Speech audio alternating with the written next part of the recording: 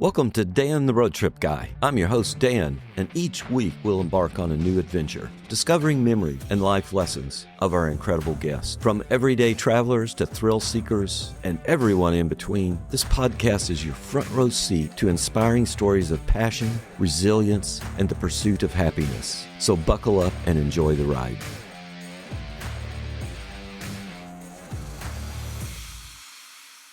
One of my favorite things is when a friend says, "You have got to meet this person." That is exactly how today's guest, George Rivera, ended up on Dan the Road Trip Guy.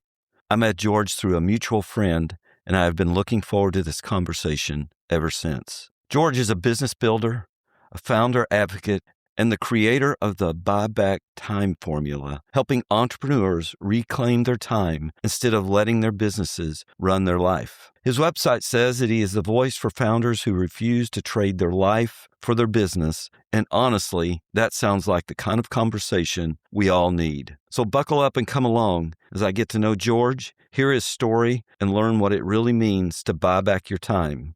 Welcome to the show, George. Thank you, Dan. Super excited to be here. Before we get down the road together, why don't you take a couple minutes and just tell my listeners, who is George Rivera? Good question. Thank you. 31-year entrepreneur. I started my business back in the mid-90s. Started back when I was in high school, and I've been an entrepreneur pretty much my entire adult life. I've been married, 14 years now. I always have to add it up. Wait, did we cross a year? Yeah, 4 children total. Live in Texas. We have a home up in northern Michigan that we like to spend time in, so we spend a lot of time up north as well. We love travel. We love sharing our faith. We love talking business. We love cars. Yeah, kind of just another classic American family, I'd say. I was reading through your LinkedIn this morning. I'm like, oh my gosh, this, you've been pretty much self-employed, looks like your entire career. It takes a little bit of special crazy to sort of go down this path. It takes a lot of faith that it's going to work out. Fortunately, it has, but there's been roller coasters where you're like, oh my gosh, this is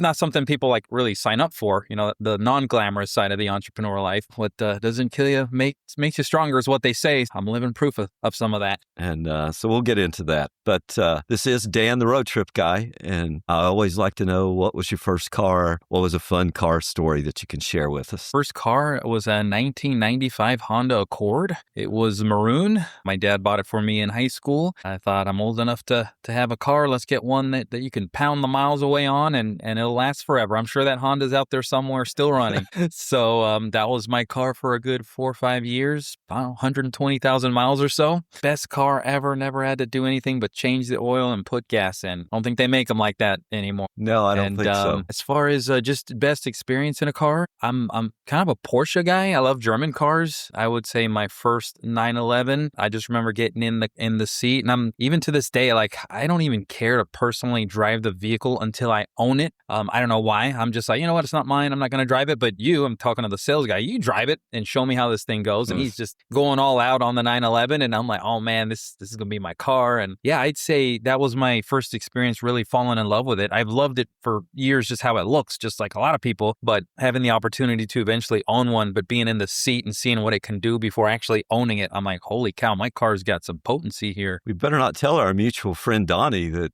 you're a Porsche guy, right? Yeah, I know he leans Bavarians, but no, I've had a number of M cars as well, so there's plenty of love for Donnie in my automotive journey.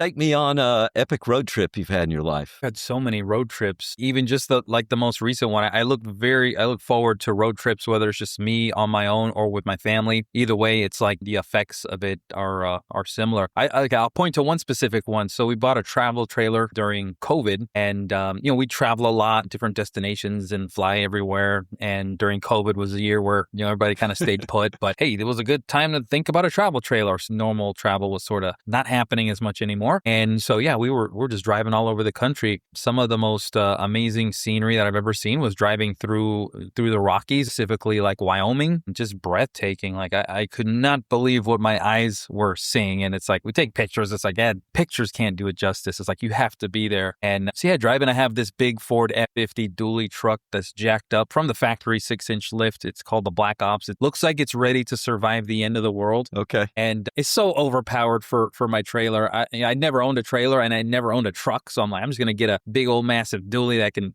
pull a house. Again, overkill.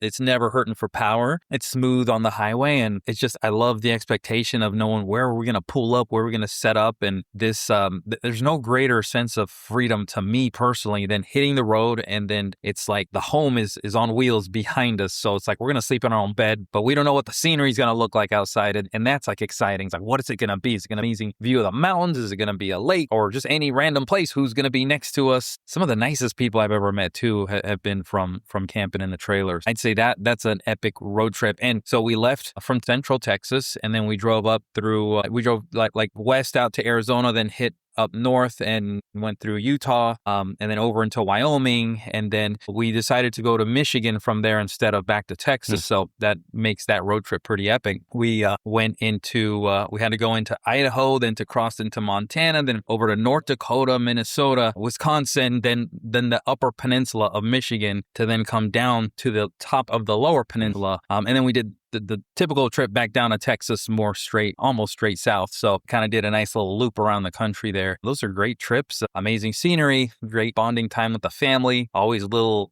adventures and things like that in between. So that was an epic trip for me. I always tell people, look, you have to go out west because there's nothing like being out in the mountain ranges of the West. That's it. We found a lot of those mountain ranges, and just the elevation, and you're at this crazy incline. And yeah, fortunately my truck had the power to do it, but man, I could see if you don't have a truck that can pull at an angle, it could be a struggle and stressful. Like I see other trucks pulling and they barely moving. Be well powered if you're going to head out west, but it is so worth it. Thanks for sharing that. I mentioned your LinkedIn. I went back and looked at it again this morning just to refresh my memory. It kicked off in 1996. I don't know how old you were at that point, but some sort of e-commerce adventure. Then you were helping other e-commerce companies. Take us on that journey, how you ended up there, and we'll talk about what you're doing now in a little bit. Absolutely. Yeah. So I started my first business back in 1995, and yeah, officially sort of like on paper, pulled my first thing, 1996, 17 years old in high school when I started, and thought I was going to follow in my dad's footsteps and go to medical school. He was a medical doctor. Almost through the first couple years of college, that was my plan. I entered into pre-med, and I remember my junior year of college, I had, my business had started taking off, and I had my first, multiple six-figure year, and I'm already like equaling a doctor's income as I'm a junior in college. And I was like, business and medicine are just completely different. Like, there's no way I could keep this up. So I'm like, let me just like transfer to marketing. That complements something that I already have working, and it's not like opposing in terms of energy and effort. And so that's what I did, and I stayed in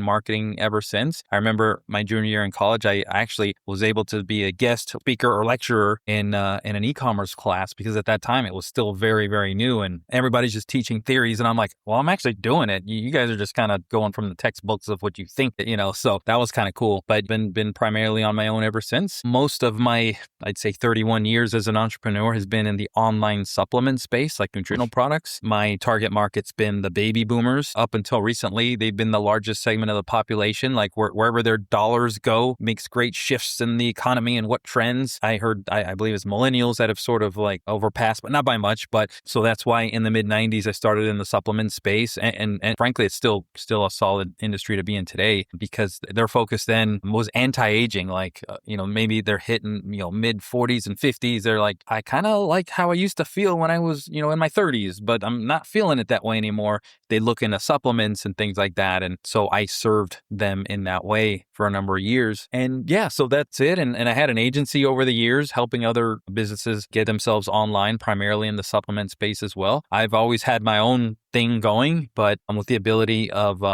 hiring and delegating and sort of setting up teams, I've been able to replicate myself in certain ways to be able to help others and start businesses. Can't say that I did it the best. I've got my own interesting story of burning out and trying to do too many things, but for a while it sounded like a good idea and I did it. And I guess the outcomes could determine whether or not that was a good idea, but it was something that sustained me for a great while, made great relationships, learned a lot of things. So that's kind of what happened in those years. 30 years around e-commerce. That's like, what's one or two big changes you've seen in that industry? Yeah, man, so many. I'd just say the maturity and the spending habits of people online. It used to be 5-10 years ago, I could put together a presentation that's maybe 30 minutes long on a video explaining the benefits of this product and then a nice call to action. And people would sit through it and buy. I mean, not a lot, but all it takes is 2%, 2 out of 100 people who would sit there and watch and buy. You can have a thriving business of that. Now, 2% might be down to like 0.2%. The attention span of people and the expectations are like instant. So like if you can't, sell it in a couple of minutes, it's like, we're gone. I'd say, I don't know if that's the maturity level of the buyer or just the way we consume information. People like bite-sized information more now. And they're just like, just give me the facts and I want to make a decision, which means, you have to accordingly. My typical business model has been long presentation, high ticket price, because you're taking the time to show them the value, why they should invest in this and how it can help them. But now it's just like bite-sized information and it can't cost too much because you don't have enough time to build the value, the value proposition. So you need to sort of compete at a lower level. And some people can make that work. That's not my area of expertise, but yeah, I'd say that's the biggest shift is how people are buying these days. And, things like TikTok and I have a TikTok because I have somebody that posts social media to it, but I'm not a TikTok user in terms of sitting there scrolling or what have you. So I might sound like I don't know what I'm saying in that sense, but everybody's just so used to like the little tidbit of information and they're just constantly just looking to be like engaged. If we don't engage them quickly, they're gone. And those long format presentations aren't exactly engaging like some of this quick small bite content is these days. Before we get to what you're doing right now, are you still involved in e-commerce in the supplement business? I still have a small ownership in a company that I founded. Okay. And I built it, scaled it, and exited majority of it. I'm on the board of it, which I'm kind of bored of that board role.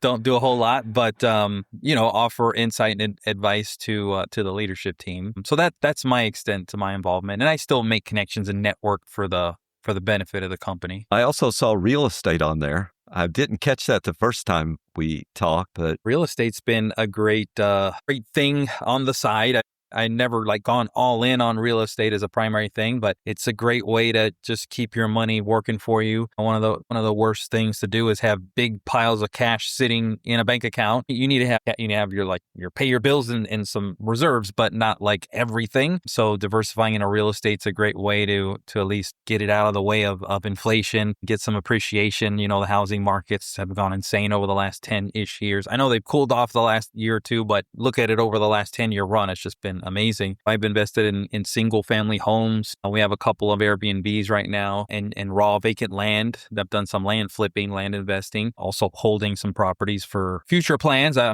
don't have the plans yet, but it's like great piece of property in a great location. Something's going to happen here. So yeah, that's to the extent of my real estate. So take us to what you're doing today. Buyback time formula. I think I said that right. I hope I did. Yeah. Take us on that. Tell us about that. Absolutely. So like I said, 31-year entrepreneur, 30 of those years has been primarily active in direct response e-commerce like we talked about. Now that's been sort of reduced intentionally. And I feel like the Lord's leading me down a certain path to serve the me of 10 years ago. And to speak marketing speak or customer avatar, it's cash rich, time poor. And cash rich means, successful on paper, successful business, but time poor because business gets all the time and the family gets the leftover. They get the burned out, stressed out, frustrated version of dad and husband. Don't ask me how I know that. Kidding. Part of the story.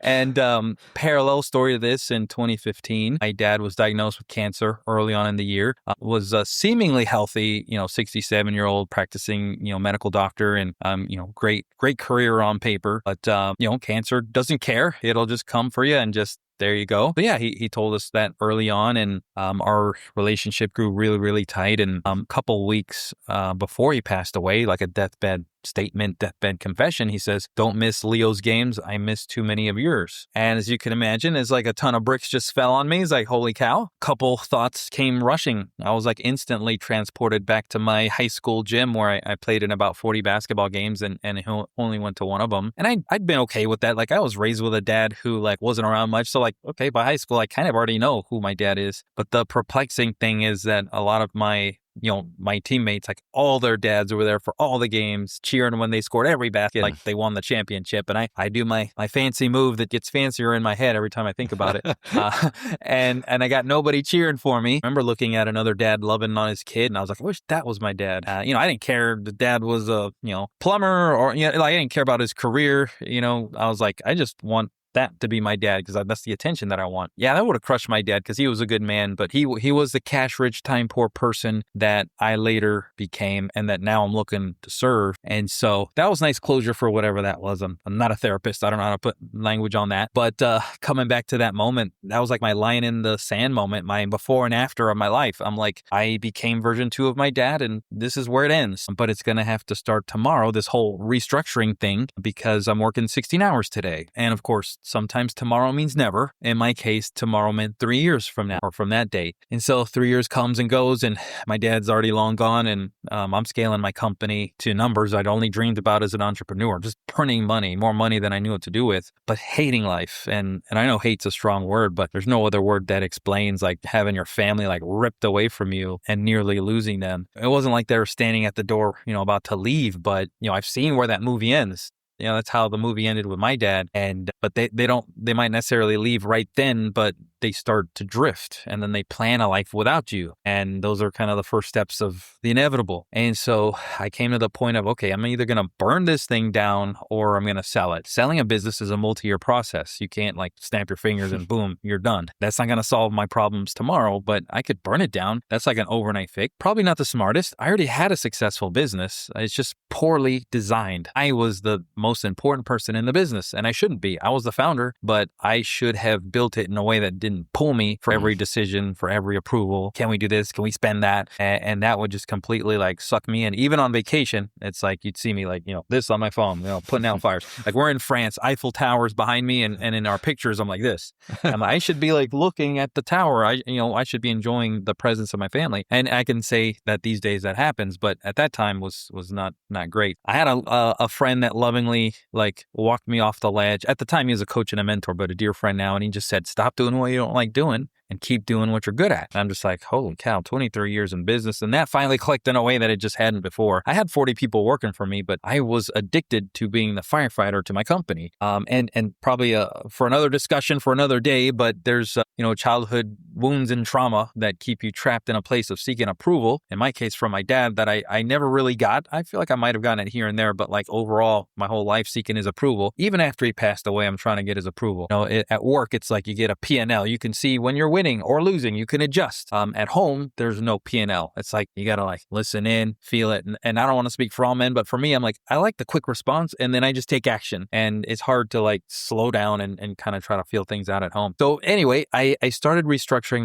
my business, and the pinnacle of the transformation on the other side was I went from working 90-hour weeks down to 0, like off the grid for weeks on end. When I did work, it was never more than 30 hours by design. And I actually doubled my income. I was willing to sacrifice it, but I doubled it. The frameworks took the emergencies to somebody else, didn't rip me off the dinner table or wake up my family at 3 a.m. And the most impressive part of all that is I never missed any of Leo's games like my dad told me not to. And, I've been there for everything. At 8 years old, I taught him how to negotiate real estate. He made the offer on one of our properties, and he fully handled it. I mean, I had to coach him, but now he's got that experience. We got the house, and he fully did the offer side of it. And one day he'll be telling that to his kids of what he did with grandpa. And my hope is that just carries a legacy of its own. And current day, as we've discussed, he's got a podcast. He's interviewed over 150 people, had his first billionaire come on a couple of weeks ago, the founder of E! Entertainment. Not trying to find billionaires, but like, in a networking thing is, hey, have you heard this kid? And then it's just like, oh, I got to introduce you to this person. And so it's kind of has a life of its own over there. We created a program to teach other kids how to do the same thing. And then kind of coming back to me on the founder dad stuff, I host dinners at my home in Austin for my cash rich, time poor founder dad. They come to my house, I feed them. We talk about, the successes, the excitements, and the struggles all kind of in one. You come in, wearing that mask of successful founder, doing things, great things in life as I would do going into a place. And then you sit down, you get vulnerable, take the mask off. And I've had men, tell me how they're on the verge of leaving their wife or their kids don't like them. Am I doing all this for? Literally, I had my last dinner last night. I don't want to say specific numbers in case they hear it, but many, many millions. But seeking the purpose of life, thinking that these millions would sort of equate to something. And no, it doesn't. And I've tried to get more and I do get more and it still doesn't. So let's not keep barking up that tree, but let's seek what purpose is for. And I'm excited to where he's headed because at least he's seeking for that. I have I create a place for these men to come and like share that. We're not fixing problems. We're not solving things overnight, but just to get it off their chest is like a weight lifted off their shoulders. So that's what my passion is in life right now, is helping them realize that, you can always make more money. You can always start a new business, but you can never redo a childhood. You only get 18 summers and that's at day zero. Once you realize the number of summers, you're like, oh my gosh, I got 3 or I'm out of summers. And those years fly by. Oh my gosh, They do. Are these local groups only, or do people fly in to meet with you? People fly in, yeah. Okay. At first, and I was thinking too small. I'm like, hey, do you know any local founder dads in Austin? Because I live in Austin. And that was great. But after a while, it's like, well, no, this one lives over here and over there. And I started having men fly in for these things. Still majority local because that's just what's most convenient. But I've got a man in Portugal who plans to attend, another one in Toronto. So they're even international. But I've had men come from other states. It's something that kind of takes off like wildfire. Men tell other men and sort of builds a life of its own. We weren't built to travel alone. Exactly. That's the thing. Last night, especially in all of these, but since I'm fresh, like 12 hours of my most recent one, big thing everybody kept talking about is community and the lack of friends that they have. And they feel alone. And I'm like, look, I know because that's how I used to feel, but you're not alone. We're all like in this, together, but separate. But now that we know each other, we now have like this brotherhood. I'm hearing things that they've never told any other person before. It's an honor and it's humbling and just seeing where the Lord takes this whole thing. I've got your book right here on my desk. Good read. So I'll recommend that to people. Thank you for sharing all that. That's a great journey you've been on. And we wish you more success with that, helping people buy back time. Thank you, Dan. Let's switch gears a little bit. What's on your bucket list in life? You've obviously been a lot of places. You've done a lot of stuff, but anything on that list? A couple of the most fun things that I've crossed off is the Nürburgring that our good buddy Donnie took me on. I've done that a number of times. And then ice driving in Sweden. I always like, what's the bucket list? I always go back to that, but I'm like, I already did that, but like, I wish I could do it again. And so maybe repeat visits will sort of be more bucket list stuff. Sure. But I'd say visiting Australia, visiting Japan. My son wants to visit those countries. That's one thing. We've never really targeted anything really beyond Europe, so that'll be an interesting thing for us to do. So I'd say traveling abroad to those countries. Imagine today you can go on a road trip with anyone, living or deceased. Who would it be? Where would you go? What would you talk about? It's a good question. Honestly, I would probably be Jesus. He's one of those interesting one that had died and he's still alive. So he's an interesting category. But I'd probably just ask him questions. And honestly, like I'd probably be like, how the heck am I in your presence? But assuming I get over that part, I'd just be like, yeah, why do you love us so much? I'm thankful for the patience that you have for us. I'd be like, I spent years, fighting against you and you still pursued me. That's kind of awesome. And just have that conversation. And then just all these random questions of like, wow, and what were you thinking? Because he was around at the beginning of time, like this specific thing, like what was the thought behind that? Because that'd be nice to know. Yeah, it would. So just getting deep on certain topics and subjects, I think it would be. But, I don't know if that's a common answer that people say, but I feel like I'd like to just get deep on some of those things. Honestly, I think you're the second person out of my 105, 106 episodes, whatever it is, that's actually said that. So I appreciate that. I'm sure he'll just say things, hey, I work in mysterious ways and leave it at that. That'd be fun to sort of get some insights or even just like, asking questions about my own, maybe my ancestry and just fascinating would be to have a discussion with him or like, what were your thoughts, when you were there on the cross? Because I know there had to be, he said, Father, why have you forsaken me? And I'm like, but you also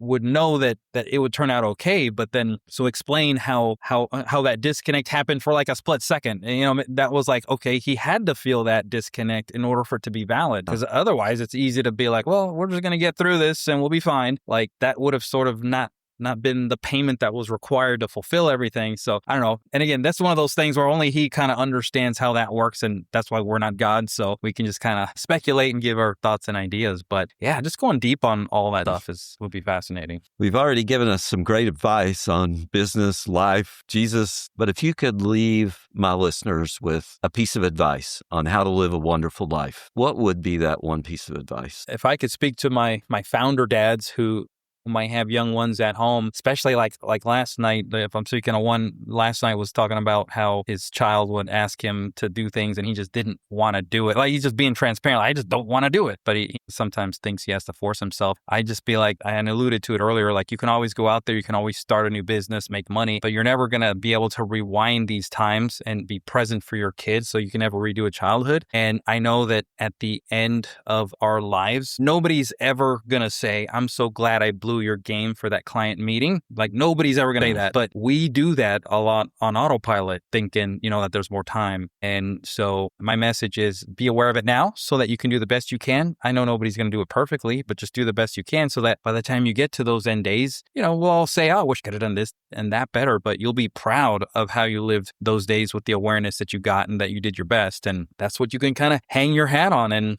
say, I did my best. That's my goal, is just to bring awareness to that. Thank you. Well, George, this has been a pleasure for me. I hope the same for you. But before we go, leave people with how to find you, the business, a charity, Leo's podcast, whatever you would like. Absolutely. I'll share a few links. Yeah, buybacktimeformula.com is the best place to check the book out, to find me on my socials. leointerviews.com is the best place to find my son's podcast. leointerviewsacademy.com is the best place to find if you have a child who maybe they're struggling with confidence and they might need some inspiration. That's a program that my son and I put together to help kids learn how to talk to other people, talk to other adults, reflect back in comprehension skills that'll serve them for life, especially in a world where AI is making it kind of less important, at least for now, on the human connection. We're bringing that back. Those are 3 great places you can get into our world. Again, it's been a pleasure. Thank you. Yeah. Thank you for tuning in to Dan, the Road Trip Guy. I hope you enjoyed our journey today and the stories that were shared.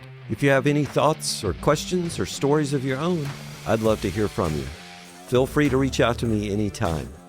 Don't forget to share this podcast with your friends and family and help us to spread the joy of road trips and great conversations. Until next time, keep driving, keep exploring, and keep having those amazing conversations. Safe travels. And remember, you can find me on the internet at dantheroadtripguy.com.